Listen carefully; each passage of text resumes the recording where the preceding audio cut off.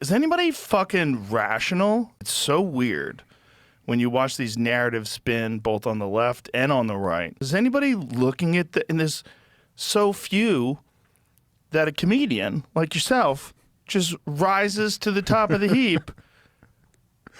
Well, it's funny, dude, because since the last time I was on, this has been kind of like the knock on me in a way now. Is that your comedian? But that's been like essentially that's like the knock is like, yeah, but you're acting like you're an expert, but you're just some comedian.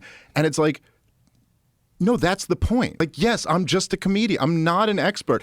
And still being not an expert, hand me your favorite Warhawk and I will tear them to shreds because it's actually not that hard. And like these people aren't really experts either. Well, also the problem with that is these people that are talking about these things are talking about people not being experts while they're not experts. Like these are very, very complex, sophisticated, nuanced discussions that you have to have when you're talking about these things because there's so many different factors at play. There's so much money. There's so much bullshit in terms of like what's the truth, what's the narrative, who's pushing the narrative, who's being paid to push the narrative, which is really weird. You know, if you wanna implement like a tyrannical policy, you almost always have to scare people. Now, everyone knows, right? Like you just said, like being terrified is not good for your health. That on a human level, we also all know that it's not good for good decision making. You know, but it is excellent for. I will turn my brain off and give the authority to you to go do. I mean, look,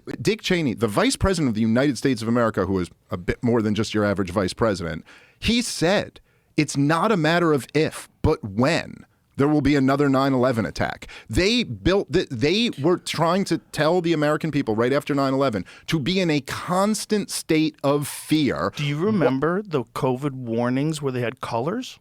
And it was the mix of they hate us, the big lie, which was they hate us for our freedom, which was like really the big lie after 9/11 was like, because the American people very organically wanted to know what the beef was. Like 9/11 happened, everybody was like, yo, why do they hate us? Right. What's this beef about? And their answer was they hate you for your freedom. Why not just dispute what he's saying instead of like this appeal to authority?